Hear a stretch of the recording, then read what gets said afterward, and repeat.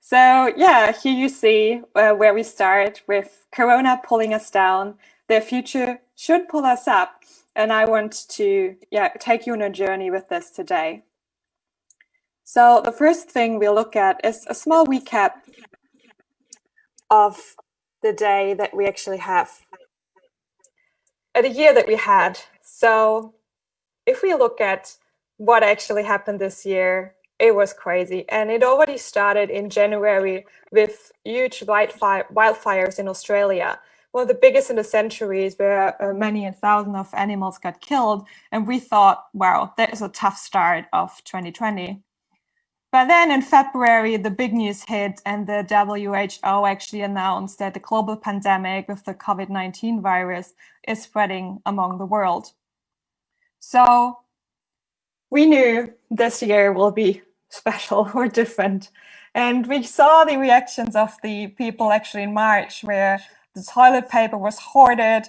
People started to panic and didn't actually know what would happen, because such things never happened before. And especially as in April, where global lockdowns then happened from Paris to Rome in Italy, France, in Germany. And of course, we had the big lockdown also in China, where it seemed to be that the virus originated. So for the first time after war, we felt that we got restricted in doing things and need to concentrate on ourselves again. But this tension that was built through the lockdowns and through the viruses pulled out other things. So in May, we had the big rallies about Black Lives Matter and bringing up an issue that actually existed for centuries and didn't have got the attention over the years. So in May, we saw all over the world, starting, of course, in the US, the Black Lives Matter rallies and movements. And we could see a lot of solidarity that there is still an issue we need to talk about, and it's not over yet to see that racism isn't a problem. So a lot of people learned to listen and learned to give voices. Then in June, we had, especially in Germany, a big discussion around slaughterhouses, because our biggest COVID outbreaks were actually in slaughterhouses. Because there you could actually see. I can hear myself double. I don't know. Just a short, because it's a bit hard. And that actually led to that we had a discussion about factory farming and mass production of meat, because we had many workers from Eastern Europe coming into Germany, living close together, working close together, and therefore we had huge spreads. And there's a whole discussion of actually what if meat production should be that way. Then in July, in the coming months, the rain season, the hurricane season started, and in July, we had flooding all over the world, so another natural disaster. In August, then we came up with more rallies about democratic issues in Belarus with some of the election there, but also about the measures that have been taken for COVID-19, so that people could actually... We're split about the opinion. And in August, this also led kind of to the polarization, and you could see that there are different voices about it. So then in September, again, wildfires hit, but this time in California, also one worst of the last couple of years. And we see again natural disasters continue to grow. Then in October, we had more terrorist attack in France, in Nice, also around Paris. And we'd also seen that there's more issues. November, then, the big election in the US. And of course, you could say the US is not the center of the world, but of course, it has a strong economic power. So everyone's considering what will happen. And at the moment, it's quite that there will be a power of change. And what does it world for, especially Europe or the rest of the world? But looking at this crazy year, you could also say that it seems that we are doomed. So that there are a lot of things happening where we are out of control. By looking back a little bit, we see that actually the overview of the past crisis that we have overcome this before. So from the 1637, where the Dutch tulip bubble actually appeared, up to the South Seas bubble, Great Depression in 1929, the dot-com bubble in 2000, and the housing bubble in 2008, they all were caused by different issues. So from irrational crowd behavior to market manipulation, from stock market crash, from blindsided new technologies until to corporate bailouts. And this year it's spread by the global virus, but also by the political measures and kind of like surprises that happen, because we might even thought, especially in the futures field, that the pandemic will hit the next couple of years, but no one knew how the actions would impact economy in personal lives. But you've seen that also we've overcome the past crises, and they all been caused by events that we couldn't control. So we need to focus also that crisis and financial crisis here is just one issue, because as you've seen with the natural disasters that we heard earlier, we also have a different problem. And we could also say in this way, welcome to the age of the Anthropocene. But that means actually a human exploitation of our planet and resources, because the humans start shifting the world and has massive impacts on it. So not just financial crisis having impact of our human lives, but also our behavior has a huge impact on the world. And this is also things we need to tackle. And don't forget that besides the COVID crisis, we have the climate crisis and many other issues in the world that we need to solve. By focusing that, you could say, are we sitting on the edge of the cliff and there's no future for humanity? How do we do this? How do we tackle this? How can we go forward? And for this, I want to uncover the events of this crisis and give you then some outlook how we can actually approach this and give hope. So the wildfires, if we uncover this issue, we actually see that the main driver behind this is climate change. And this is caused by human behavior, by our pollution, by our CO2 emissions. So we're more and more having natural diseases that are caused because of our actions and our misbehavior on how to be more controlled in our economic and ecological footprint, especially. Next to the wildfires, the COVID-19, the virus itself, actually uncovered how undervalued and underpaid healthcare workers, nurses, doctors, but also social workers actually are. We pay much attention and kind of get much money in the business, in the stock market, and the management field. But those people actually caring for other humans, those seem to be overworked, undervalued, and underpaid. And this is something especially that such a crisis uncovered and that we need to have a look at. Then home office. So many of us work for the first time in home office actually, and it uncovered that not only teaching your children and having probably more appreciation for teachers, it also showed that not the whole world is still connected. So we have a lot of rural areas in Germany, across Europe, the world, they are unplugged and they're not connected to the internet yet. So they actually didn't have the chance to work from home properly. And then sometimes with the internet connection, it even works with the hardware, with setting the right webcam and other things. But we need to have a look at this because getting connected to high-speed internet offers a lot more opportunities than just working from home. Then, of course, racism. And racism and also other social matters and inequalities have been there for centuries. And I think this year showed that we can't plan it out, but we need to focus on that it's still there and it's an issue. And it's each of us responsibility to listen, to learn, and to make space for those conversations.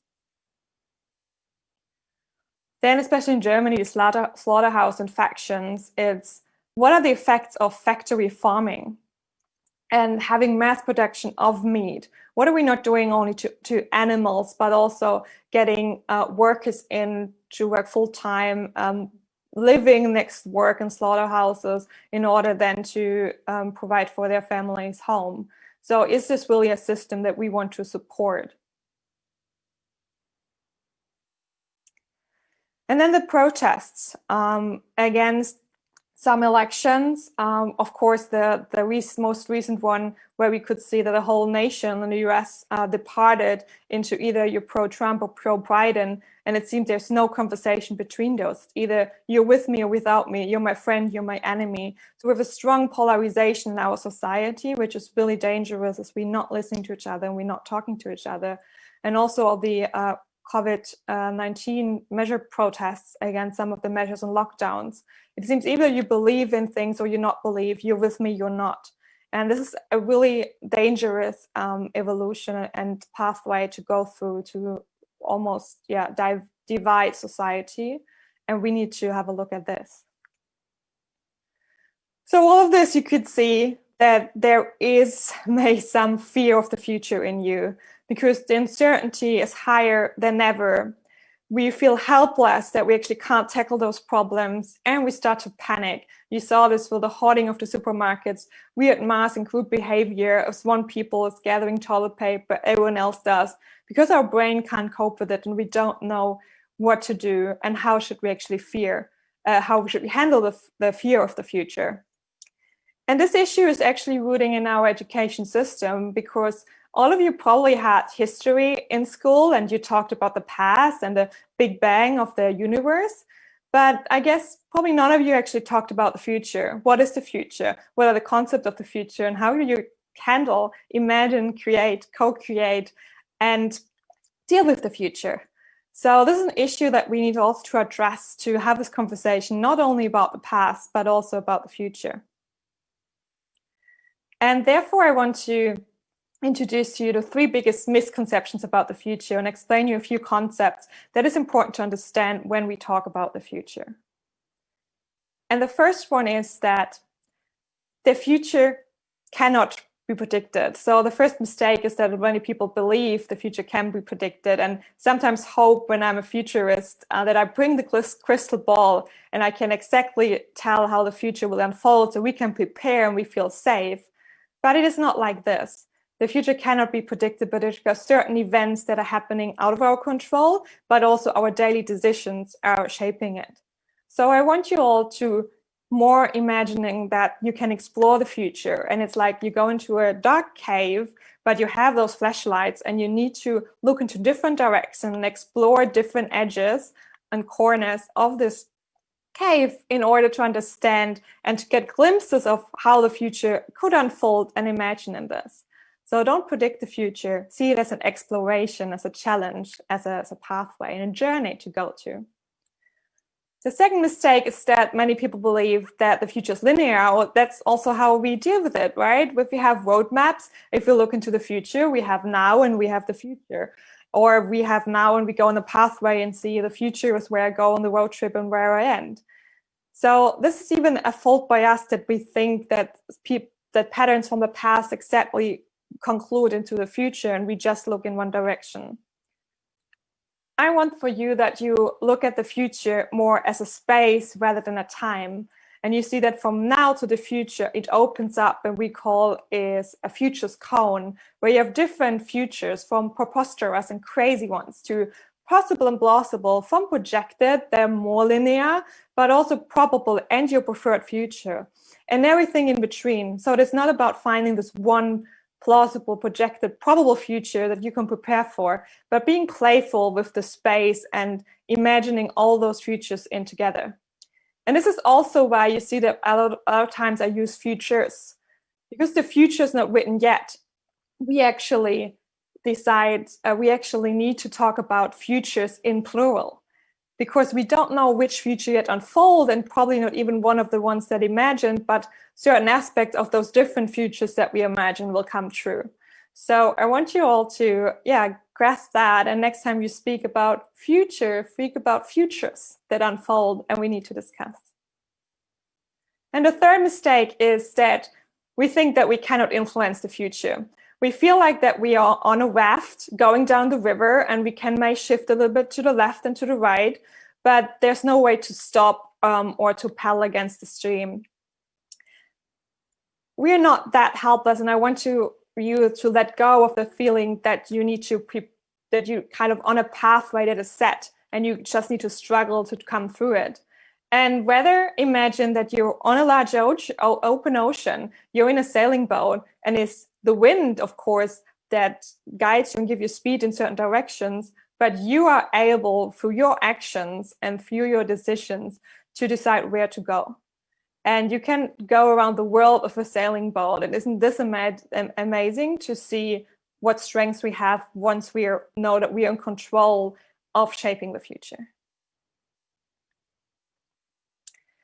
So how we think about the future is actually influencing our current decisions. And a lot of times we have negative images of the future come through Hollywood, movies, our fears. And it's kind of like also how humans have already been looking at the risk of the future and prepare for it. The only problem is with that, whenever we look into those and have those negative pictures in our head, our brain actually makes decisions based on those images. And you don't even notice it's an unconscious process. But that means that because you have those negative images in mind, you see more likely the signals leading into those negative futures, and then making decisions that actually will support and foster those. So besides those negative or dystopian futures, we need to start looking at good futures, at better futures, and some utopian futures, like how would the world unfold once we can handle and deal and maybe reveal or bring climate change to at least a decline and not as fast. How do we want to live together? How do we want to move around going from A to B? Because once we start imagining those goals of reaching those wishful futures, you will also see the signals in the present that leading towards that, the small pockets of energy and hope that leads towards those better futures. And only if you had the end picture, the vision in mind, you will see the signals, and then you make decisions that foster those trends and foster those signals to make those better futures happening. So I don't say that we should not look at negative futures at all. I just say that's overweighting our perception at the moment, and we need to counterweight this with the good ones. So we see both signals, and we can actually decide to go with the signal that leads into our preferred and a better future. And there's a great concept around this, which I introduce in a second. But in order to have this is that you need to look at your futures mindset. And that's very important when we talk about futures. There are many methods and tools. You probably heard about scenarios, and I will just introduce another one we will go through in a second. But in order to do this, you need to open up your mind. Some of my colleagues call it like your brain needs to be on a rubber band and you need to stretch it, or you need to train your futures muscle in order to imagine different things that you are today, because we're imagining things from we learned from the past, and we need to get to new impacts and new influences to imagine different futures. So to get a futures mindset, you need to be curious, you need to act brave and think outside the box. And for this, you need to search for diversity. So that means that you need to look for people who think differently like you, who grow up in a different country with a different tradition, with different stories. So you learn to see the world through new eyes, through different eyes, and challenge your own perceptions and assumptions. So you can look for new things and imagine different things. Think crazy, because whenever we think too rigid, we will never come up with disruption or change. So even though it sounds crazy at the beginning, try to be like a 4-year-old again and ask why and why not? Like, why can't we imagine those things? And try really to go crazy, because only this we can use this expansion of imagination. Well, of course, we need to understand underlying systems so that we understand where the patterns come from and how can we actually tackle change in order to go through a transformation. And the last point, of course, always explore alternative. There's no future, there are only futures. So never talk about one alternative, how the future unfolds. Think about a diverse range, and then decide what a preferred one is you want to focus on, but never let go of the other alternatives. And in order to do this, there's an exercise from one of the really famous futurists who's called Sohail Inayatollah, and it's the futurist triangle. And it explains that also the future is never in a singular way, because it is sort of standalone way, because it is connected with the present and the past. But in order to actually go to our preferred future, we need to imagine it, and then we can pull us towards, because we have like a fixed star that we know where to go and how to make our decisions. And we then see trends and pushes from the present that actually lead towards the future. And of course, we need to let go of weight of the past. There are stories, there are processes, there are mindsets that need to let go in order to change and transform, and we need to identify those. And I want you all to guide now through this, through the process that I introduced at the beginning, and explain how this exercise works and how you can use it also in your daily work. So let's focus on the pull of the future. What can we learn from the events that happened this year, and how can we actually transform them into a positive outlook? When we look at the wildfires and the cause because of our environmental pollution, let's imagine that actually we are able to conserve the nature. So the nature, we will give nature space for recovery, and our actions reduce the CO2 emission footprint, so that we have a strive and pockets of new bloom nature and protected wildlife that actually can strive and regrow.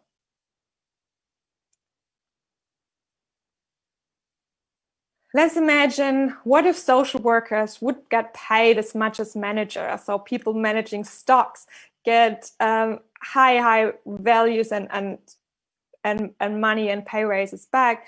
But what about the people managing humans, caring for humans? So we need to increase the recognition of this system relevance for the society. And let's imagine that in a few years, they actually get a pay raise, and there's almost the same recognition and salary for managers than for people caring about humans. What would need to happen in order to do this? Then internet connection. Imagine everyone would have access to high-speed internet. That means remote education and work actually provides equal chances, because it doesn't matter anymore where you're from or what your status is, because you can learn everywhere, and you don't have to go to a high-class university, which is too expensive maybe for you to pay, but rather be self-taught through online classes and tools that are more cheaper, because you don't have to live in the big expensive cities. And also provide this balance between your work life and your private life, because you can decide when to go to the office and when to stay home and work from there. Then also, we need to take actions for not only systemic, but in general racism. So imagine a society of solidarity where legal measures create equal opportunities, because it doesn't matter where you're from, who you are, who you look at, who you love, and what your gender is. It really comes what the skills you bring and your mindset. And how can we remove those layers that build over past? I love if you've seen the musical Hamilton, and sometimes I'm just, let's imagine what would happen if America would actually be founded from a mixed ethnic group of people. How would we think about today? Would it be so normal? And also, let's imagine movies where we don't actually look in different races and classes, but really mix and feel the empowerment through this. And of course, let's imagine a world where animals actually stand above profit, and animal welfare and the reduction of meat consumption is priority. Because it is not fair what we're doing to animals in order to fill our meat consumption and to actually make meat cheaper than growing vegetables. And it's our human responsibility to look at those animals and see what can we do to make them a better life. And also, how can we restrain our hunger for meat in order to say, is it really necessary to eat meat every day? And what can we do against that? And then let's create a space for participation and open dialogue, not only amongst generations, but amongst belief and political stances. So instead of saying, you're my friend or my enemy, let's step in the middle and listen and have a conversation without judging too fast. And just really, really listening what we can learn and understand the fears of the people that might have certain opinions and see if we as a society cannot overcome this together. Instead of really departing us, looking at the values that combine us and how we can grow those. So now's the question, is this all just a future stream, or do we actually see pockets of those trends that push us already towards the future? So what is the push of the present towards some of those imagined futures? So in the area of the conservation of nature, we've seen that through the lockdowns of COVID, we actually had cleared water and a desmogging of cities, especially in China. So we see once nature is given the chance, it actually recovers. And also through the COVID pandemic, a lot of people didn't use public transport that much and go into bikes. So city already trying now to get roads that prefer bikes and bike lanes. And biodiversity. We still have a big issue about this, but I think this year especially, we've been talking about it and we're raising the issue that we need to do different with our back lawns, and we need to reinvite bees, and we need to look at how to grow agriculture and vegetables in a different way, because we need those biodiversity. So there is a focus on this, and I think those are small pockets of hope that it is possible to give nature space once we decide to follow through with some of those actions. High-speed internet access. So we've seen once actually everyone is connected and working remote, you can work with efficiency, efficient. And this is actually shown by, of course, the large tech companies, Facebook, Twitter, Microsoft, who now even decide not to go back to the offices and only work remote. Of course, it is harder if you've never been in home office or remote work and you just started to go to your full efficiency. But I think it's just because we're not used to. So once we're there, it can be quite efficient because you don't have the remote way to go to your city where you work. So you have more time. You have time to also manage your work life with your private life and your family. So you're more focused on what you do. And that's virtual connected. So that means now can have colleagues from all over the world, and companies can actually find talents from all over the world to hire. And through this virtual connectivity, it doesn't really matter that you can't afford to live in a city to get a great job. So it means you can give your input from anywhere in the world. And this raises the innovation, because it is proven that innovation comes from diversity and from diverse mindsets. So actually working remote and getting those different brains from all over the world together to tackle a problem will increase our innovation capacity. And we need to have a look at the adaptive reuse of offices. We've seen already now that a lot of people didn't go back to the office. So what can we actually do with this space? Is it cheaper housing in the city? Is it don't even having office space, but having office and restaurants together? And how can we use space more efficient and better?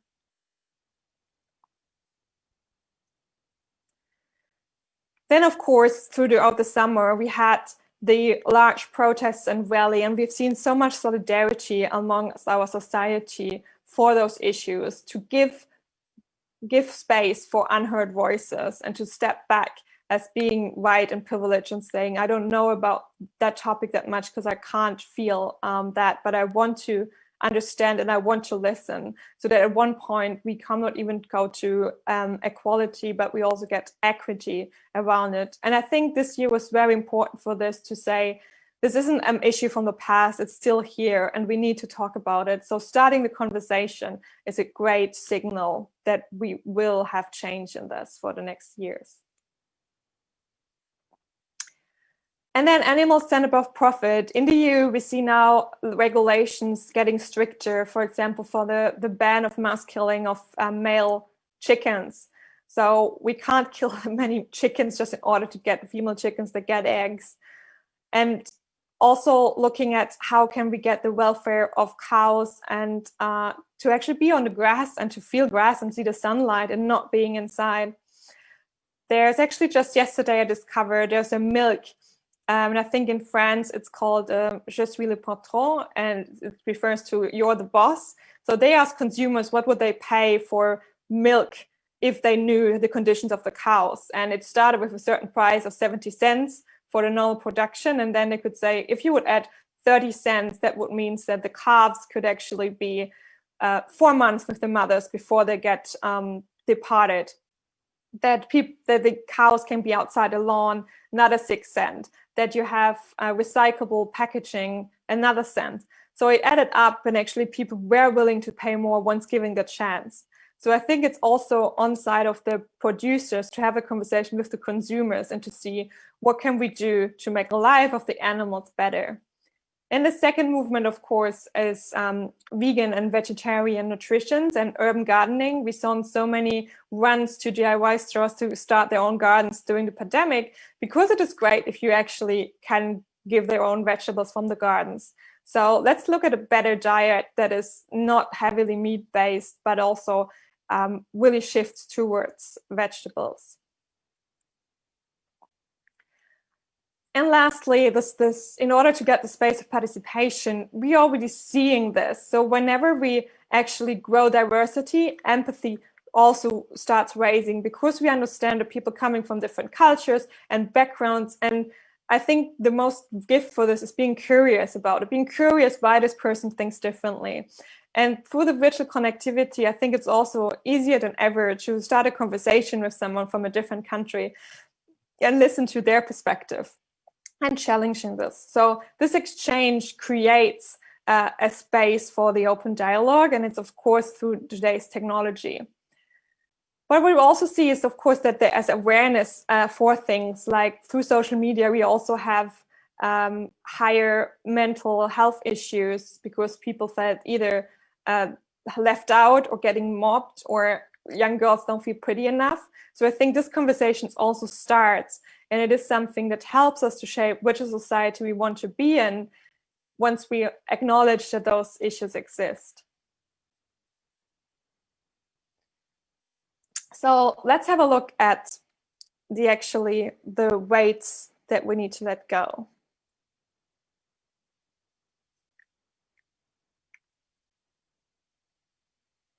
Just 1 second, seems my screen is a bit frozen. There you go.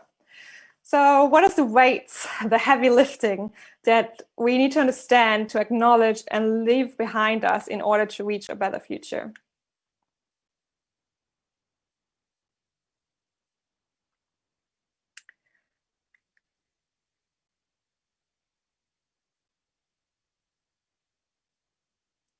Sorry, 1 second.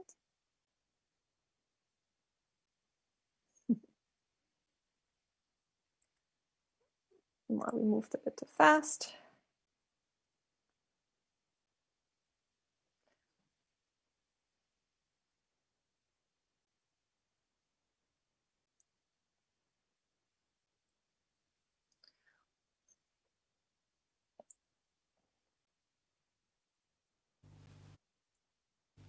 There we go. So we need to let go, and we need to understand that environmental pollution is caused by our human action. So we need to let go of that we're not feeling responsibility, and that industries especially can still pollute this and not taking responsible for the ecological footprint. We need to let go that human work, and especially human-to-human work, is undervalued and underpaid. So we need to foster those professions are equally paid to professions that help the economy to grow. We need to let go that we think we're so digital now, where we actually started digital because many people are still not connected and don't have access to high-speed internet. We need to understand that there is equality, and we need to find measures to overcome this. So we need to let go that there isn't a problem and acknowledging it. Factory farming and heavy consumption of meat is something we need to reconsider. And lastly, the polarization of the society. We need to stop towards each other again and having a conversation and listening to each other. So looking at the Futures Triangle exercise, you can see that we have the pull of the future. So we have those great images that we can reach, the recovering of nature, the paintwork. So let's see that this can pull us towards and have those visions in mind to know how our daily decisions will do. And see that there are already trends today that are pushing us towards this future. So this is a pockets of hope.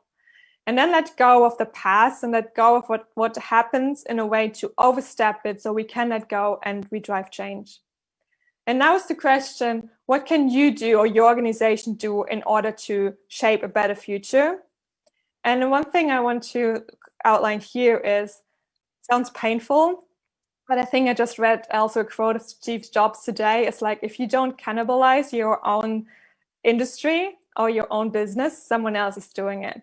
And therefore, don't try to protect your core business. I know this sounds radical, but don't try to protect your products, your services, or your business model in order to push them into market and keep them alive.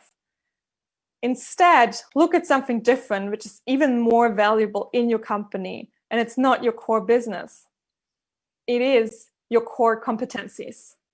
So the knowledge that you have, the skills, the performance, the experience, the leadership, and the potential amongst the talents in your organization. Those are the ones you need to look at and see how can we match those with some of the future challenges that we have. And therefore your company always stay future relevant because you're not focusing trying to keep and to protect what you have, but in order to change yourself, looking at your core competencies and match them with a future challenge.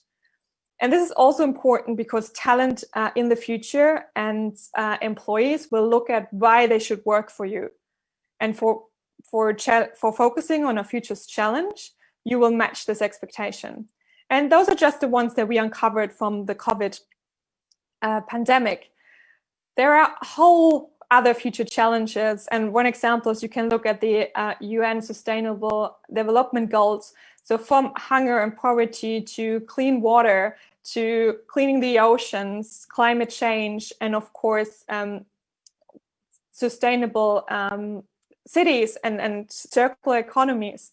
So just pick one and look which competencies you already have to tackle those issues. So I want to wrap this up with how to manage a crisis and any crisis with your organization or yourself. And this is find purpose. So find why your organization should exist or why your job that you're doing is necessary. And therefore, look again at the future challenges and those visions as well, and what can you bring in as an organization of your skills to do it.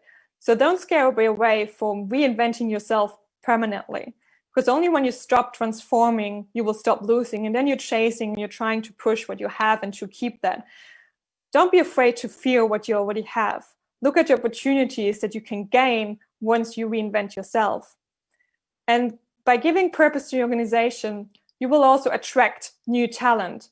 And this talent you need to look at has specific future skills. We need empathy, we need creativity, we need systems thinking and critical thinking, collaboration and communication. And one of the main literacies we need to understand how to use is information to good information compared to what are fake news and how to actually communicate, technology as an enabler for our actions, and the media as a communication tool for our purpose. And all of this, of course, futures literacy, which combines a lot of those and understanding how to think about the future and how to step towards this. So if you have purpose, you will attract more talent. And when you attract talent, look for those skills, because those are skills that are not occupied by robots or AI, because they make us truly human and it can actually enrich us to do so. So I hope that through this, I could take away your fear of the future and actually transform this into the joy for the future, so that you look bright and see that you're actually capable of shaping and creating what comes. Once you let go of your fears and the fear of keeping something, look at the things that you can gain. And this is the presentation for me today. And if you get interested in what we do and learn more about futures, also check out our online community at community.futures-space.com, and there you can learn more about how to gain a futures mindset and how to use more of those futures tools in your organization for a transformation. So thank you very much. Lovely. Thank you very much. I hope you can hear me. Yes, I can. Tanja, great. I think this is a metaphor of 2020. Can you hear me? Yeah. We need to take that into account. A very beautiful presentation, first of all. I think we should all learn to make presentations that are graphic but there's a lot of questions, so we don't have about 15 minutes.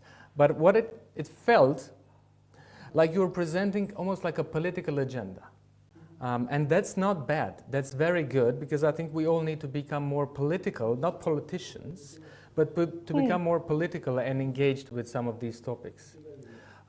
You said that we should not predict, but explore. What would you recommend, for example, companies, 200-300 employees maybe, and how should they explore together, ideally, the future? Yeah, thank you. I just read another quote today of Simon Sinek, and saying the smallest team can actually make the biggest impact when they have a clear vision where to go. And I think this is most importantly, if you're even a small organization, you can actually shape the future more than the large ones, because you're able to be transformed and to change your direction faster than those big machines behind it. So what they should do is to really understand what their company is standing for, looking at those different challenges, and understand which core competencies they have as a team in order to tackle those challenges, and then come up with products and services that will do this. But don't try to only look at what your core products are already, but instead look what new competencies do you have. So for example, instead of keeping the car with a diesel engine, look at why would people move from A to B and how, and what do we know about this, and have skills that maybe other companies don't have. And don't shy away to kill off your own products in order to reinvent yourself. Yeah, we will meet with Tanja again on Thursday night from 10 in the evening, Romanian time, and 3 of her global futurist colleagues. Now, you said a lot of things in your presentation, and I think your presentation, to a large extent, should be even transformed into a class for students and not those. But you said something very interesting: raise social professions and financial raises for social professions, probably at least at the same level as asset managers or something. Where would what would be the incentive of states and countries to do that? I mean, the good thing is that we already have support and more trends to shifting to that. So for telemedicine and other things, the social workers also, or healthcare workers, can become more efficient and can reach more people in order to do so. But I think as communities, but also as organizations, if we don't understand that those people who are caring for humans should be equalized incentives than a manager, I think this is a social discussion we need to have, because we only appreciate them once we need them, but then it's almost too late. Like now, when we have a lot of intensive care beds, but we probably don't have enough people to actually care for this. And since our society is built by humans, what can be more important than having this human conversation about how to foster social and social interactions? And even because when we introduce more and more technology, and even more and more tech companies, we also actually looking for, as we say, we have been connected and disconnected as never before. So we're connected through technology, but we're disconnected because we miss social interactions. And I think we've seen this year how crazy it is not to have social interactions. Yeah. And then this is proof that we need to foster those jobs that exactly provide this as a service. We will already have some questions that I just got. So if you have any questions, comments, or complaints, you can do that in the platform on the chat. There's a question regarding You said that we need to have a future mindset, futures, I guess. How can we understand systems? Is there a tool that you recommend? Yes, there's a whole discipline that's called systems thinking. So similar to design thinking and futures thinking, as we also call it, there's a discipline that's called systems thinking. And that actually looks exactly which drivers enforce a system and which kind of like weakens it, and how to understand the impacts of certain effects, ripple effects of that. And you can create whole maps of systems to then understand where do you actually need to do your action in order to create change, and what is the problems with this. And another thing is also another method from Sohail and Ayatollah, the CLA, it's a causal layer analysis, and it also goes into a systems level and understanding which processes and which hierarchies or organizations did we have established that may hold us back for transformation and to change for this, and how can we understand what is needed to change. Yeah, there's a question related to entrepreneurs. What would you recommend? Oh, actually, I would rephrase it. How would you recommend entrepreneurs to look into the future? Perhaps, I mean, the question is a bit technical. What should we do every month? But maybe we extrapolate and see, okay, what would you have an entrepreneur do throughout 2021 to understand the futures better? I think don't scare away to think long term. I think because some of the businesses, especially larger ones, are driven by short-term values and stakeholder increasement or shareholders impact, we sometimes even try to just fulfill their needs, even with a startup. So try to step away from this and be crazy and think 10 years ahead, and think about what would happen and how do you imagine a world and which challenges are in there. And then you look at products that you can start developing now to solve those issues, so that you're probably ahead of time rather than chasing the things. And 10 years sometimes seems to be far away, but it helps our brain to not have this barrier, oh, it's not possible, because there's so many things that need to change. And luckily, even those 10 years come closer, the more you start talking about it and creating it. And for entrepreneurs as well, and I think they were actually ones that are quite driven to this already, to get those diverse teams together and to challenge yourself and your products in how to make them even better. Yeah. There's a question that I have, and I've been meaning to ask you for a long time. As a foresight expert, as a futurist, you look at different futures, but you look at futures also from a probability perspective. What is the most probable thing to happen?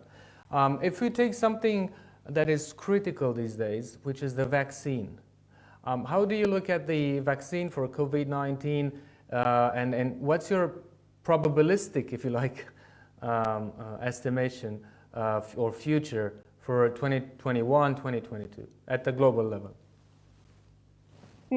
I would say that the probable futures are actually the preferred one from forecasting or for strategic perspective, but it's actually not my focus.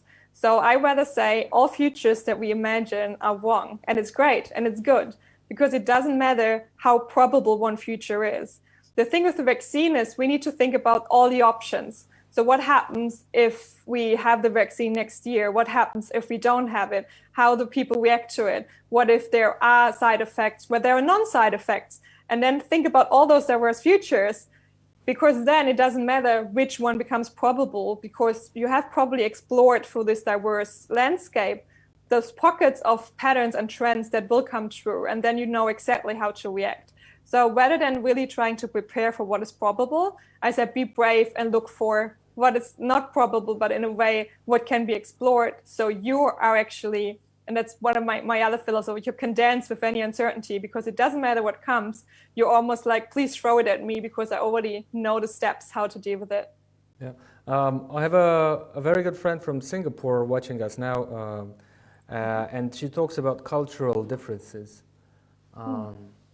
So when you look at the future, there's differences in the way cultures, people, generations look. So there's a larger number of layers. If you look at Europe, maybe we look at the future differently than what you would see in China, or if you have somebody that is 62 or somebody that is 12. So there's a lot of differences in the way we perceive and look at the future. Is there a way that we could find a theory or a futurist theory that would be more, I would not say acceptable, but more used by more? Because when you talk with somebody from China or somebody from Nigeria, and you talk about the future, there's a very different understanding. Yes, exactly. And I think this is exactly the conversations that we need to have. And not trying to find the right future, but exactly, as I said again, trying to find those alternative futures. And you only get those if you listen to people with different stories and different traditions, different backgrounds. So instead of disagreeing with them, be curious and ask why. Why is this person thinking this way of the future? What perception or values from the past will make them look in this direction? And then get another person. And that's exactly how I meant. You cannot imagine the future on your own, because we are all biased by our past and our perception, and we filter information because we have information overflow. Our brain looks for confirmation bias, right? To try to find the future that we assume will happen, or the decisions that we expect to make. So whether challenge this every time you come out and try to find people who disagree with you and have a conversation without having an argument. Yeah. We have a tradition in Future Summit and Future Talks, and we ask speakers to ask each other a question. Now it's just you. So Tanja, can you please share with us the most difficult question you have for Tanja? So I share my question with me. I think what it is how do we get this message that talking about the future and thinking and imagining the future get outside the normal business world? Because I know that we start to getting interested, but most people heard about it before. So how can we foster futures in our daily lives, in our daily strategic meetings, and be curious about it? And I think that's also something I haven't been found. I'm happy that through this year, actually, there's more attention on the future. But how can we get this more into the world? Yeah. We're not looking for an answer, by the way. We're actually, I think if you spend 5 days with Future Summit and you get more questions than answers, then I would be very happy. But we do have another question. How would you approach the reinvention of a big brand now, less able to be flexible with uncertainty in the new normal? Think bigger. So, for example, one of my greatest examples is I studied in Australia.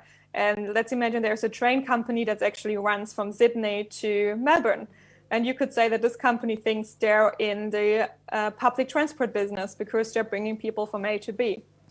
But let's think bigger. They're actually competing with planes, with cars, with ships. So they're actually in the mobility sector.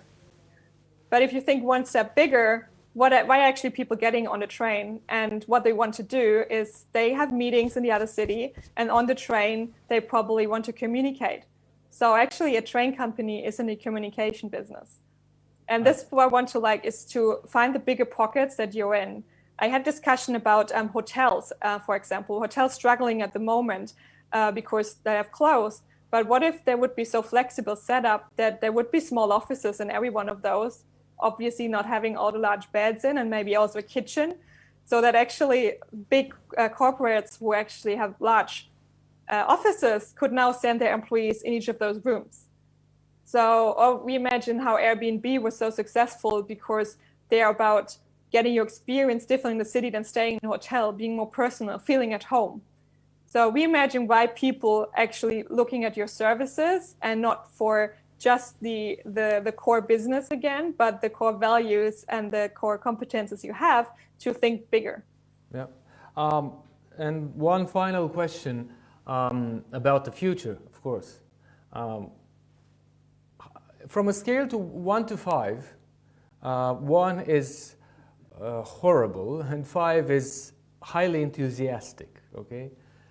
When you look at the next 5 to 10 years in Europe, let's pick Europe. How optimistic are you? So 1 is, it's going to be really bad, and 5 is, oh my God, I see pink ponies around. Probably not a 5, but probably a 4 plus, because I'm a futurist that is optimistic, because I believe the future is not written yet, and it is our daily decisions that actually shape them. And even the smallest team can make an impact once they have a clear vision and where we want to go. And that might seem idealistic, but I think this is exactly the power and the hope that we need to change. Then rather than seeing us being doomed, that we are capable of driving change once we know where we want to go. Good. Tanja, thank you so much. It was really, really great to see you and to hear you. I think it's a great start of Future Summit. We do have about 64 hours left of live, so it's going to be a lot of amazing opportunities to interact and speak. For those of you that joined later, we just had with us Tanja Schindler from Future Space. We encourage you to interact, ask questions in the chat, and so on. We're going to meet again with Tanja this Thursday from 10 in the evening, Romanian time, so 9 CET, sorry, where we also meet with David Kalis, Graciela Baena, and Zahara Chetty from South Africa. Respectively, the countries in the world, Poland and Colombia, to talk about how we build, if you like, the future. Now, we're going to say goodbye to Tanja. See you in about 4 days. I hope you have time to stay longer in the next days and chat. And